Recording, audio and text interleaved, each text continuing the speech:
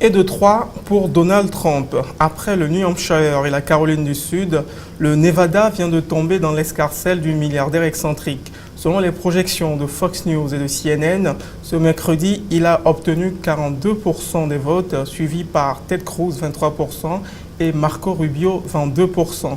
Dans le camp démocrate également, c'est l'incertitude. Même si Hillary Clinton a remporté les 2 derniers caucus, la primaire annoncée comme une promenade de santé pour l'ex-First Lady n'en est plus une.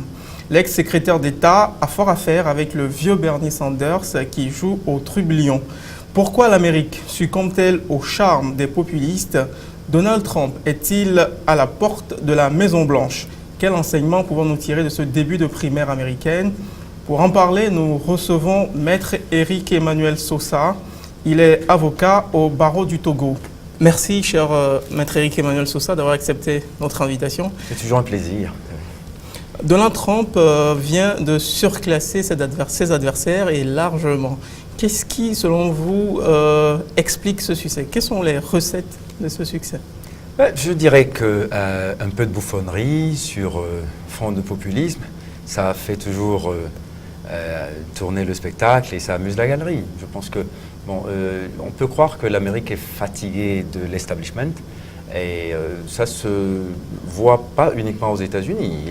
L'Occident, en règle générale, est en train de plus en plus céder à une forme de populisme, qu'elle soit de gauche ou de droite d'ailleurs. Et là, en ce moment, il y a une droitisation forcenée des esprits qui est à l'œuvre et je pense que c'est un phénomène intéressant. Donald Trump est un histrion qui a plusieurs flèches à son arc, mais disons que le discours manque de contenu, il n'y a que la forme, beaucoup d'impudence, beaucoup d'arrogance et parfois de la vulgarité. Je suis toujours ébahi par le succès que ça peut avoir, mais on verra jusqu'où ça peut aller, mais pour l'instant, ça ne me dit rien de ce que l'Amérique devrait être. En tout cas, ça ne ressemble pas à l'Amérique qui me fait rêver. Au début de la course à la primaire républicaine, les sondeurs ne vendaient pas cher sa peau. Alors, qu'est-ce qui fait que Trump résiste? On l'a vendu comme une bulle qui allait exploser en plein vol, mais apparemment, il s'accroche. Oui, c'est ce que je dis. Il amuse la galerie, beaucoup. Et surtout, il faut voir qu'au niveau de son pédigré personnel, il n'y a pas beaucoup de gens aux États-Unis qui ont son capital. Je parle de capital monétaire. Voilà, sa capacité à autofinancer sa campagne, tout ça alimente son populisme. Parce que lui, au moins, ne va pas chercher l'argent des autres pour se faire élire. Donc, il ne dépend de personne, il est totalement indépendant, il est affranchi de toute espèce de groupe de pression ou de pesanteur sociologique. Du coup, il se lâche. Et c'est une forme débridée de la liberté d'expression jusqu'à la nausée, mais plus ça va, plus il va loin et plus il a du succès. C'est comme ça. Vous savez, les peuples... Alors, l'hypothèse de le voir représenter, porter les couleurs républicaines lors de la prochaine présidentielle, est-ce qu'aujourd'hui elle est plausible? Elle le devient de plus en plus. Encore que, je dis, attendons de voir, n'allons pas trop vite en besogne, parce qu'une hirondelle ne fait pas le printemps. 3 succès au caucus dans 3 États successifs ne fait pas de vous nécessairement un élu confirmé. Donc attendons de voir parce que, à mon avis, les choses sérieuses vont commencer une fois que, après le 1er mars, le Super Tuesday, on aura vécu une sorte de décantation de tout cela. On va voir qui reste en lice et en fonction de la personnalité qui se proposera en face de Trump, du phénomène Trump, on verra quel sera le choix des délégués et comment le curseur va bouger. Mais pour l'instant, c'est encore trop tôt. On a eu des surprises phénoménales dans les primaires américaines. Celle-là nous offrira encore d'autres. La décantation commence par se faire dans le camp républicain. Le candidat Jeb Bush, frère et fils de président, a désisté. Il a jeté l'éponge. Qu'est-ce que cela vous inspire? Non, en fait, le départ de Jeb Bush n'est pas une surprise du tout. Je dirais que c'était l'un des plus vulnérables. Parce que Jeb Bush est un handicapé patronymique dans dans ce concours. Un troisième Bush en moins de 20 ans, ça fait quand même beaucoup. Enfin non, pas en moins de 20 ans, mais bon, Bush, George Herbert Bush, c'était quand même... en tout début des années 90. Et bon, en 25 ans, 3 Bush, ça en fait peut-être un de trop. Et c'est peut-être pour cela qu'il était vulnérable. Et je ne suis pas étonné qu'il ait été très vite essoufflé au fil des caucus. Mais bon, c'est pas nécessairement une surprise. Alors, quelles sont les alternatives à Trump? On parle aujourd'hui de Ted Cruz et de Marco Rubio. Lequel de ces deux vous semble le plus avoir les reins solides pour tenir dans cet affrontement? Bien, à bien observer les choses, on a vu que depuis samedi, depuis le départ de Jeb Bush, tous les soutiens de Jeb Bush se sont ralliés avec le chéquier à la bannière de Marco Rubio. Bon, tous les deux sont texans, ils sont catholiques aussi. Non, il est de Floride, Marco Rubio. Pardon, ils sont de Floride. Oui. Jeb Bush a été gouverneur de Floride. Exactement, il est de Floride. Mais, bon, c'est la raison pour laquelle, justement, les soutiens de Floride se sont ralliés à Marco Rubio. Mais le problème de Marco Rubio, c'est que pour l'instant, il n'a encore rien remporté. Il finit toujours au deuxième ou troisième, plutôt troisième d'ailleurs, il n'a jamais fait deuxième encore. Et il lui faudra remporter au moins un État pour devenir crédible et gagner cette crédibilité au sein du Parti républicain. Ce sera pour lui un souffle qui pourra peut-être le propulser à la tête des sondages. Je crois que, ça c'est une opinion tout à fait personnelle, Marco Rubio a une personnalité plus représentative, disons plus convenable que Ted Cruz. Je dis cela par rapport à la teinte très rouge sang, grenat de Ted Cruz, qui est quand même un républicain ultra conservateur. Ultra conservateur. Je pense que, en règle générale, ceux qui sont très durs, ultra, ils finissent par s'essouffler. Parce qu'on ne peut pas aller à contre-courant tout le temps. Et le discours des ultras, justement, c'est d'aller à contre-courant, c'est de dire que bon, Obama est un vil communiste, que l'Amérique est en train de sombrer dans un socialisme boueux et que bon, il faut le sortir de là. Et finalement, à un moment donné, les gens finissent par comprendre que c'est de la bouffonnerie. Donc, ils n'achètent plus ce discours-là. Et quelqu'un qui a un discours plus technique, plus policé et finalement plus représentatif de l'Amérique, parce qu'après tout, quand on est élu président des États-Unis, il faut représenter une puissance. Et on a besoin de quelqu'un qui, non seulement peut incarner les attributs, pas uniquement être élu et être le commander-in-chief, mais être présentable au reste du monde. Parce qu'aujourd'hui, quand même, les succès diplomatiques d'Obama sur l'Iran, Cuba, vous imaginez quand quelqu'un complètement dézingué va arriver et va vouloir balayer tout ça d'un revers de la main, ça sera pour les États-Unis une régression. Et cette régression-là, je pense que l'Amérique bien pensante n'en veut pas. Et l'Amérique bien pensante, justement, n'est pas celle qui vote cause. La bien-pensance n'est-elle pas le problème? Ils se reconnaissent, ils se réclament d'un discours politiquement incorrect, oui, vu que, voilà, ils montent les enchères comme Ted Cruz. OK. Alors, permettez quand même que l'on resitue un petit peu. On est dans un contexte un peu de crise, de catastrophe. En général, ce genre de discours extrémiste prospère en ces périodes-là, non? Oui, mais en ce moment, je ne pense pas que nous soyons complètement dans le catastrophisme aux États-Unis.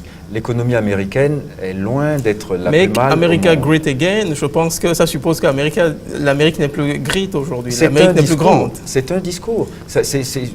Mis dans la bouche de quelqu'un comme Donald Trump, ça fait bien, mais ce n'est qu'un discours. Parce que, qu'on le veuille ou non, l'Amérique reste grande.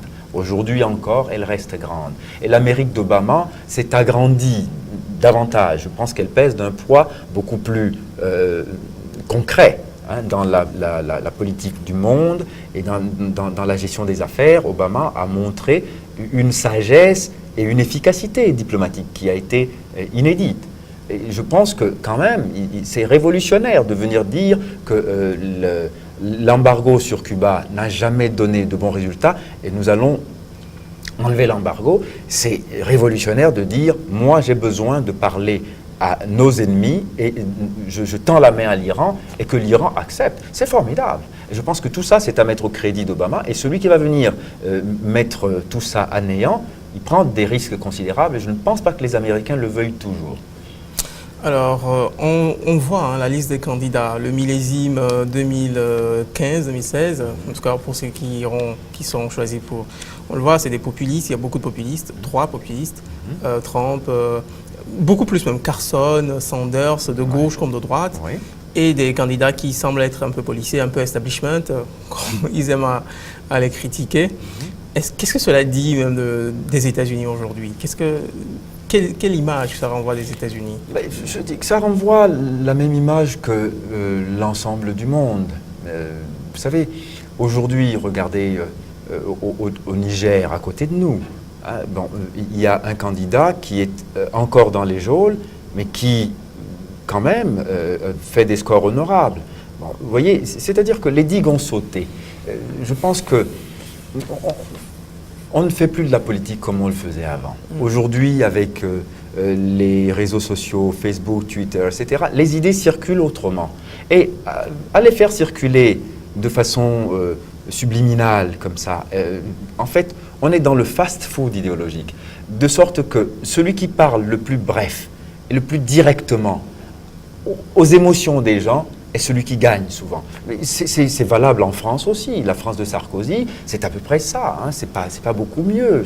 C'est un Trump un peu moins gouailleur, c'est tout. Mais c'est pas très loin. Vous voyez? Alors, vous parlez de quelque chose de très intéressant. On observe une certaine droitisation dans les grandes démocraties. La France qui vote à presque 30-40% pour le Front National, un parti d'extrême droite. On observe des proportions assez similaires en Autriche, en Belgique, en Suisse. Hongrie, en Suisse, c'est acté depuis des années déjà. Gerd Wilders se porte très bien en Hollande, aux Pays-Bas. Qu'est-ce que ça dit? Est-ce que ça ne dit pas d'un essoufflement même des systèmes démocratiques de manière générale? Non. En fait, je ne dis pas qu'il s'agit d'un essoufflement. Au contraire, encore une fois, je vais avoir une lecture légèrement nuancée par rapport à ce que vous dites. Remarquez quand même qu'il y a un phénomène qui est à l'œuvre aujourd'hui. Les gens ont peur. L'Occident a peur. Et donc, quand elle a peur, elle se recroqueville. Elle a peur de qui? Elle a peur du basané. Elle a peur du Chinois, qui monte en puissance économiquement, de Vladimir Poutine qui montre les muscles. Absolument. Et elle a peur aussi de l'islam. Ça peut expliquer peut-être cette tentation à choisir des gens extrémistes, parce qu'en face, on a des gens qui ne sont pas mous aussi. Les adversaires des démocraties aujourd'hui, c'est Vladimir Poutine, c'est la Corée du Nord qui montre les muscles, c'est des leaders assez gouailleurs aussi. Est-ce que ça peut expliquer cette tentation de choisir des hommes forts, des hommes qui ont la grande gueule et tout? Oui, je dis qu'il y a une relation de cause à effet, effectivement, dans le discours, effectivement, mais aussi dans le quotidien. Vous voyez, la France, depuis l'année dernière, a subi de façon répétitive les assauts d'un islamisme un peu guerrier, qui a fait beaucoup de mal et qui a en quelque sorte livré sur le bûcher de la vindicte populaire, hein, le musulman, et du coup, ceux qui tiennent le discours islamophobe ont un écho plus évident dans l'électorat. Et c'est ce qui justifie, par exemple, que le Front National joue la gagne à chaque fois. Les États-Unis n'ont pas la même exposition au phénomène. Mais le 11 septembre, quand même, il faut bien se dire que dans l'ADN de la mémoire américaine aujourd'hui, c'est une agression islamiste. Donc du coup, quand Donald Trump, le premier, de façon le plus sonore, vient dire « Moi, quand je viendrai au pouvoir, je vais plus admettre qu'un musulman vienne aux États-Unis », on s'étonne que ça ait de l'écho, mais quand on regarde le niveau de raisonnement de l'Américain ça- moyen, ça- ça parle. Ça sidère aussi, vu de l'extérieur, quand on observe cette campagne américaine et on voit le succès de Donald Trump. Quand on analyse le discours de Trump, sa rhétorique, elle est tellement pauvre. Oui, Elle est simplificatrice à outrance. c'est ce que je vous dis. Elle est caricaturale. C'est ce que je vous dis, c'est Qu'est-ce à qui fleur explique de peau. que ça imprègne? Les gens réagissent à fleur de peau. Voyez, c'est-à-dire que celui qui leur sert ce discours, ben moi je vais foutre les musulmans dehors, je vais mettre des murs autour de l'Amérique, il ne viendra plus un Alors, seul les immigré. discours complexes, ça ne passe plus. Il faut des discours simplistes. Absolument. Je vais vous donner l'exemple de la France pour illustrer ce que vous voulez. Parce qu'on a tendance à caricaturer les États-Unis en disant que l'Américain moyen est quelqu'un qui est à la limite du décérébré. Mais non, en France, où on pense que on a un électorat qui est un tout petit peu plus sophistiqué, plus élaboré au niveau de son substrat idéologique, le même populisme fait florès. Voilà. Alors, Donald Trump, allons un peu dans la politique fiction. Oui. Dans l'hypothèse de son élection à la Maison-Blanche, quelle politique extérieure, quelle politique étrangère, diplomatique, pourrait-il peut-être mener, selon vous? Quel message ça enverrait au reste du monde, d'élire un type qui tient ce type de discours? Politique fiction, délire total. Je ne crois pas une seule seconde. C'est-à-dire qu'en fait, en étant un peu plus sérieux, j'exprime ici une opinion qui est tout à fait personnelle. Ce n'est pas souhaitable que pour les États-Unis, un type comme Donald Trump prenne les manettes. Ce n'est pas souhaitable parce que... Mais souvent, dans le système américain, le pouvoir arrête le pouvoir. On a l'impression que le président a une très faible marge de manœuvre, souvent. Oui, sauf que là, avec une majorité encore à l'œuvre pour 2 ans au Sénat, j'ai l'impression que... les planètes sont alignées. Oui, exactement. Et donc cet alignement des planètes peut créer des déflagrations telluriques, graves. Ce n'est pas souhaitable. Donc, cette fiction-là, je crois qu'elle doit rester une fiction. C'est un mauvais rêve, un cauchemar auquel je ne veux pas une seule seconde adhérer. Non, écoutez, je ne sais pas, j'essaie d'imaginer. D'ailleurs, encore, vous me posez la question, je veux bien m'efforcer à l'exercice, mais lui-même n'a pas été capable d'esquisser ce qui pourrait ressembler à... Par exemple, il a émis cette volonté de se rapprocher de la Russie. Il se trouvait des points communs avec Vladimir Poutine. Est-ce que ça pourrait participer à un dégel des relations? Point positif, un dégel des relations entre les États-Unis et la Russie. La Russie a cessé d'être communiste il y a très longtemps, c'est vrai, mais si c'est uniquement, encore une fois, un alignement des planètes par personne interposée, par leader interposé, s'il veut trouver dans la personne de Vladimir Poutine des possibilités d'accointance, pour aligner la politique américaine sur la politique russe, je pense que là, on est quand même dans une totale capilotade. Ça ressemble à quoi? On avait justement une bipolarisation du monde, de la politique. Au sortir de la Seconde Guerre mondiale. Et puis surtout, après la chute du mur de Berlin, qui était un axe États-Unis, Russie, Chine. Alors, s'il se raligne sur la Russie, on a quoi dans la bipolarisation possible du monde? On a quoi comme scénario? On aura la Chine en face? La multipolarisation. Il y a beaucoup qui militent pour ça. Mais oui, mais alors, justement, si on a des moignons qui militent dans leur coin, une réunion de moignons, ce n'est qu'une réunion de moignons, ça ne va rien donner. Alors, une victoire de Donald Trump signerait peut-être la fin du rêve américain, peut-être. Le rêve d'une nation multiculturelle, une nation ouverte, une nation d'immigration où les gens viennent se réaliser. Il promet des murs et des murs. Oui, c'est la raison pour laquelle, personnellement, je n'y crois pas. Je dis, à un moment donné, ce discours-là va finir par fatiguer les gens. On est au tout début du phénomène. Vous voyez, c'est l'entracte. On est qu'au prélude pour l'instant. On va voir, c'est l'ouverture du bal. On verra quel sera le contenu. Parce qu'une fois qu'on arrive au cœur des primaires et que les candidats tombent les uns après les autres, à un moment donné, il faut recentrer le débat sur quelque chose. Alors ce quelque chose, il doit à la fois refléter le corpus idéologique dont on se réclame, républicain ou démocrate.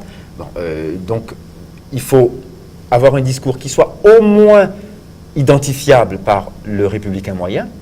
Et là, je ne pense pas que le discours de Trump soit un discours qui qui fasse la bonne mesure par rapport à l'idéologie républicaine même. Il est à l'extrême de l'idéologie républicaine de base. Le corpus républicain n'est pas cela.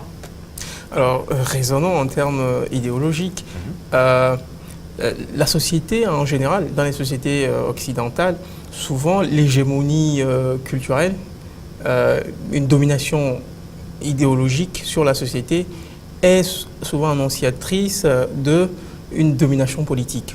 Ça, c'est la théorie d'Antonio Gramsci, qui explique que l'hégémonie culturelle précède l'hégémonie politique. On voit aux États-Unis aujourd'hui une bataille rangée entre républicains et démocrates, entre conservateurs et libéraux, conservateurs et progressistes, si on veut, sur la succession du juge Antonin Scalia, qui est décédé récemment. Alors, et cette droitisation de la société américaine, elle peut être renversée si Barack Obama parvenait à hisser un juge progressiste qui est dans le camp libéral, et qui aurait pour conséquence de créer une certaine repolarisation de la Cour suprême américaine. Quelles sont les conséquences d'une telle situation? Est-ce que vous êtes confiant sur le fait que Barack Obama puisse nommer, parce que les républicains lui dénient le pouvoir de nommer ce juge alors qu'il est à la toute fin de son mandat? Oui, de toutes les façons, les républicains, qu'ils le veuillent ou pas, Barack Obama est obligé de se conformer à la Constitution des États-Unis, qui veut que le président des États-Unis nomme les juges à la Cour suprême. Alors qu'il soit en fin de mandat ou pas, n'a jamais été un fait considéré. Est-ce qu'il pourra passer l'obstacle du Sénat? Non, il ne le passera peut-être pas parce que justement, là, on a affaire à quelque chose qui est également une spécificité américaine. C'est-à-dire que l'autocontrôle des pouvoirs, en fait, c'est vrai, c'est la raison pour laquelle je disais tout à l'heure, s'agissant de M. Trump, que s'il arrivait qu'il soit élu, il faudra encore qu'il subisse un Parlement qui peut-être lui sera hostile s'il exagère de trop. Et il n'est pas exclu qu'on ait un Sénat démocrate s'il commet des excès. C'est la raison pour laquelle je dis ça ne sera pas la fin du monde que M. Trump soit élu, même si c'est un cauchemar vécu personnellement, ça ne sera pas la fin du monde. Mais pour revenir au problème de la Cour suprême, c'est que justement, on attend d'un juge qui dise le droit, et pas qu'il exprime son opinion et ses sensibilités politiques. Il faut rappeler que le juge Antonin Scalia était très coloré, extrême droite. C'était un ultra-religieux. On est d'accord. Ultra-conservateur. On est d'accord. Il faut le déplorer. Anti-avortement. Anti-avortement, un militant forcené de la peine de mort, Voilà. Disons un fanatique du second amendement. Oui, tout ça, on le sait. Mais ça n'empêche qu'un juge doit dire le droit et pas exprimer ses opinions personnelles. Cette tendance-là a complètement détruit l'autorité de la Cour suprême des États-Unis. Il y a un ouvrage qui s'appelle The Supreme Power de professeur Sanders qui décrit justement les mécanismes qui sont à l'œuvre dans la façon dont l'Amérique est gouvernée. Le contrôle de constitutionnalité des lois aux États-Unis est devenu l'affaire d'une petite clique de 9 personnes qui décident de la pluie et du beau temps, qui décident que telle personne doit mourir, telle personne... La clique, c'est les juges de la Cour suprême. Absolument, oui. C'est vrai. C'est 9 personnes à qui on a donné un pouvoir extrême. Et ils pèsent d'un poids terrible. Et je pense que John Marshall, qui était le premier juge de la Cour suprême, il doit se retourner dans sa tombe. Parce qu'il faut lire John Marshall quand il décrit la mission de la Cour suprême. Il dit justement, la Cour suprême doit être à équidistance. Parce qu'il y avait déjà depuis le début les démocrates et les républicains. L'équidistance se trouve où aujourd'hui lorsque la bataille est de savoir si le prochain juge sera républicain ou démocrate, s'il sera libéral ou conservateur. L'équidistance est où lorsque le Sénat promet de tout faire pour empêcher Obama de nommer un juge qui, forcément, d'après le Sénat américain aujourd'hui, sera suspect d'être libéral. Ce n'est pas possible. On attend de ces gens qui disent le droit, rien que le droit, et qui lisent la Constitution américaine en l'interprétant avec des marges d'interprétation convenables pour que la société puisse évoluer dans le respect de la Constitution. Mais là, ce n'est pas ce qu'on voit. Malheureusement, le monde est divisé en blocs idéologiques Et on a souvent des regards du monde qui sont de gauche ou de droite. Et pour revenir à la primaire, Hillary Clinton, quel est le meilleur adversaire pour Hillary Clinton? Trump, Sanders ou Cruz? Sanders, Cruz ou Rubio? Parce que Rubio, lui, en revanche, lui, il est très menaçant. Dans l'hypothèse de son Pourquoi vous dites qu'il est élection. plus menaçant? Pourquoi Rubio serait plus menaçant pour Hillary Clinton? Il fait figure d'un candidat modéré qui semble correspondre au même profil que Obama, l'Obama latino, l'Obama des latinos. Okay, voilà. D'accord. Ok, là, je vous suis. Parce que tout à l'heure, je suis votre raisonnement. Vous expliquiez que voilà, Trump, en défendant des thèses indéfendables, ne pouvait pas s'imposer au niveau national. Ça, je suis d'accord. En même temps, je partage cette analyse qui dit, moi, j'observe l'élection de Trump en cela. Regardez, Trump, il s'est mis à dos l'électorat latino. Il s'est mis à dos l'électorat noir en insultant, en invectivant. On ne gagne pas une élection présidentielle en faisant des soustractions, continuelles. C'est-à-dire qu'au fur et à mesure de ces outrances verbales, sa base électorale s'effrite. Parce que plus il va dans l'outrance, plus il va dans la caricature, dans l'exagération, moins les électeurs le suivent. En tout cas, il a de moins en moins de chances de rassembler une assiette large d'électeurs. Donc, pour Hillary Clinton, Trump ne serait-il pas le meilleur adversaire? Très certainement. Il serait plus facile à battre parce que justement, Hillary Clinton arrivera à remettre le curseur là où il faut et à proposer un visage que l'Amérique aimerait voir, finalement. Je pense que... Est-ce que l'Amérique est prête pour désigner une première femme à la Maison-Blanche? Il y a beaucoup de gens qui ne donnaient pas un centime de dollar sur Obama. Il y a 8 ans, et finalement, Obama est président. Donc je pense que oui, si on a pu mettre un noir, on peut encore essayer une femme. Je pense. Alors, si le populisme marche dans les deux sens, hein, Bernie Sanders qui est traité de socialiste aux États-Unis, ça correspond à communiste, c'est une injure à la limite de traiter de quelqu'un de socialiste, et il l'assume. Il veut mettre en place des politiques qui sont dignes de ce qui se fait en France ou en Scandinavie. Et il dit qu'il veut changer le logiciel idéologique, c'est-à-dire que voilà, le culte de l'argent, le culte des milliardaires, qui veut en sortir pour faire plus de redistribution, plus d'égalité. Est-ce que vous pensez qu'un tel discours qui parle aux jeunes, hein, les jeunes étudiants qui sont très endettés pour payer leurs études, il dit moi je vais réduire les coûts pour les étudiants. Est-ce que ça peut marcher pour lui? J'ai peur que ce soit encore une fois un soufflet qui va tomber très vite. Parce que quand on arrive dans la realpolitik aux États-Unis... Le réalisme? Oui. C'est le pire adversaire des populistes, le réalisme? C'est clair. Parce que, vous savez, on a beau dire qu'on va libéraliser à outrance, qu'on va donner des bourses à tous les étudiants, il faut encore avoir les moyens de le faire. Aux États-Unis, justement. Il faudra taxer les riches, je pense. Est-ce que ça fait partie de ces propositions? Oui, alors il aura de moins en moins de riches parce que bon, les riches aux États-Unis, c'est comme ça que c'est vécu. Ils sont créateurs d'emplois, ils sont créateurs de richesses, ils sont créateurs de croissance. C'est des stimulateurs de croissance. Donc du coup, s'attaquer aux riches aux États-Unis, c'est se tirer une balle dans le pied quand on veut être président des États-Unis. Parce que malheureusement, pour M. Sanders, ce n'est pas les pauvres qui font les États-Unis. Il y a des pauvres aux États-Unis, massivement. C'est 1% de la population qui détient 90% de la masse monétaire du pays. Qu'est-ce qu'il veut faire de cela? Ce sont eux qui sont les papes du capitalisme. Bill Gates et autres, Warren Buffett, appellent à ce qu'on les taxe plus, qu'on taxe plus les milliardaires. Oui, mais attendez, vous savez, Bill Gates, Warren Buffett, c'est vraiment, là encore une fois, hein, dans le microcosme capitaliste américain, c'est des histrions. Ils sont presque vus comme des communistes. Alors, est-ce que Bernie Sanders ne va pas entraîner Hillary Clinton à gauchiser son discours? Parce qu'aujourd'hui, elle est dans un positionnement assez centre, on va dire centre-gauche. Centre-gauche, oui, c'est vrai. Mais oui et non. J'ai peur que si Hillary Clinton s'avisait de copier un peu trop, de pencher un peu trop vers Sanders, elle donne plus de crédibilité à Sanders. Parce que, du coup, le discours de Sanders va résonner comme le discours authentique. Les gens veulent le vrai, pas la copie. Alors, si elle fait copie de Sanders, c'est la chose la plus misérable qu'elle puisse faire, au point de vue de la dynamique électorale. En revanche, si elle veut donner le change en étant un interlocuteur à Sanders, un contradicteur, pour le coup crédible, il faudra qu'elle réarticule son propos en affirmant ce qu'est... Un discours qui ne marche plus, le réalisme, le pragmatisme. Non mais attendez, Barack Obama fait quoi?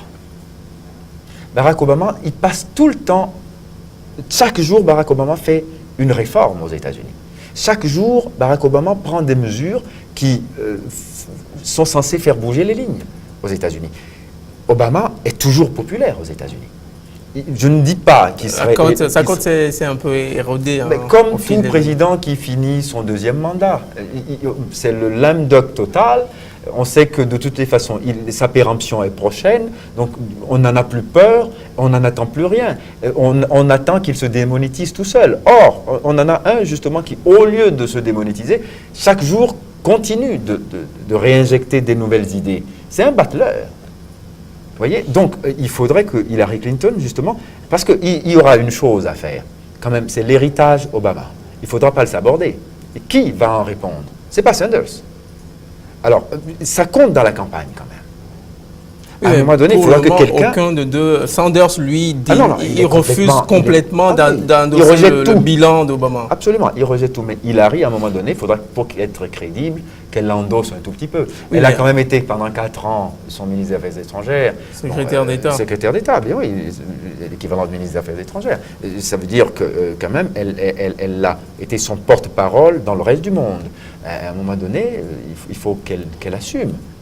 Et Obama n'a pas fait que des dégâts, contrairement à ce que dit. À l'issue de ces primaires-là, est-ce que les lignes n'auront pas bougé? Tout à l'heure, vous parliez des lignes qui vont bouger. Je raisonne sur un plan politique, c'est-à-dire qu'on se rend compte que les factions les plus extrémistes, ceux qui sont le plus du côté des marges, tendent à prendre le pouvoir dans les partis, dans les deux partis centraux de la vie politique américaine. On se rend compte que voilà, Donald Trump et Ted Cruz sont en train de déplacer le curseur vers l'extrême droite, une droitisation de la droite et une gauchisation sous l'emprise de Sanders de la gauche. Est-ce qu'on risque de sortir avec un paysage politique américain complètement défiguré à l'issue de ces primaires? À l'issue de ces primaires, je ne le crois pas. Je vais vous dire pourquoi. Une redistribution des cartes. Oui, il y a toujours, à un moment donné, une redistribution des cartes. Parce qu'il faut bien se dire une chose. Aux États-Unis, démocrates ou républicains, ce n'est pas ce qui compte le plus. C'est la personnalité du candidat qui fait la différence. L'étiquette seule ne suffit pas. Alors, forcément, les primaires, c'est pour sélectionner le meilleur candidat de la bannière, démocrate ou républicain. Alors, quand le candidat sera sélectionné, il le sera au sein de sa famille parce qu'il aura fait valoir des qualités que les autres n'ont pas. Après, il va falloir quand même endosser l'habit du candidat démocrate ou du candidat républicain. Alors, si c'est dans les extrêmes, ça n'ira pas. À un moment donné, il y aura une déperdition d'adhésion, justement, parce que les gens qui ne sont pas sensibles aux thèses extrémistes vont avoir tendance à se rétracter. Et cette rétractation crée forcément une déperdition de voix. Alors, le prochain temps fort de cette campagne, ce sera le Super Tuesday, le 1er mars, oui. Le jour où un nombre important d'États vont voter. Et on verra certainement cette redistribution des cartes. C'est ça, alors, à la faveur de la décantation dont je parle. Dans les deux camps, vous misez sur quels chevaux dans les deux camps? Je continue de croire que Hillary Clinton va faire la différence. Chez les démocrates, chez les républicains, il y aura une véritable redistribution des cartes. Je crois. Je doute fort, parce qu'en fait, il y a le Texas quand même qui est assez important. Le Texas qui, à lui seul, représente 155 délégués. Sur les 1200 dont on a besoin pour être élu, 155 délégués, c'est important. Et le Texas, c'est quand même le fief de Ted Cruz. Et alors, ça, c'est par rapport au camp républicain. Voilà, par rapport au camp républicain. Donc, Trump a beaucoup à craindre. Il a beaucoup à craindre à ce moment-là, je crois. Mais alors, maintenant, on peut s'attendre à tout, effectivement, avec Donald Trump. Je ne sais pas si c'est lui ou si c'est l'électorat qui fait la surprise, mais... Alors, pour vous, sur quel thème va se jouer la prochaine élection? Les thèmes économie, question identitaire, repli, parce que Trump a mis sur la table cette question de l'immigration. Est-ce que ça sera crucial pour la prochaine échéance électorale? À toutes les échéances électorales, la question de l'immigration a été un marqueur important de la vie politique américaine. Est-ce que ça va se jouer dessus cette fois-ci? Parce que lui parle de solutions extrêmes, hein, construire un mur à la frontière. Peu ou prou. Il n'y a qu'à voir un peu hein, la bataille par médias interposés avec le pape qu'il a eu. Bon, Oui. C'est vrai, le message du pape est un message politique. Mais apparemment, le message du pape l'aurait servi, plus que desservi. Parce que le pape, Caroline du Sud, parce que le pape est justement. catholique et que nous sommes dans un pays protestant. Voilà, D'accord. voilà. Là-dessus, oui, je suis d'accord. Mais quand même, vous savez, quelqu'un d'autre pourrait prendre le relais. Et il faut aussi se dire une chose, les Américains vont beaucoup à la messe. Et le dimanche, il y a nécessairement un pasteur qui va quelque part recorriger les penchants un peu trumpistes des ouailles. Ça peut faire aussi quelque chose. J'ai du mal à croire que l'Amérique bascule comme ça, benoîtement, dans les bras d'un populiste xénophobe, islamophobe, négrophobe. Enfin, c'est une catastrophe. Alors, merci, cher maître Éric Emmanuel Sosa, d'avoir accepté notre invitation. Je rappelle que vous êtes avocat au barreau du Togo. Vous avez participé, je crois, à la campagne américaine, celle qui a conduit à l'élection de Barack Obama en 2008. Non, pas en 2008, en 2012. En 2012. J'étais membre d'une commission électorale dans le Connecticut. Ah, c'est dire que vous connaissez évidemment votre sujet. Merci à vous qui nous avez suivis. C'est la fin de ce numéro de décryptage. À très bientôt pour un nouveau numéro.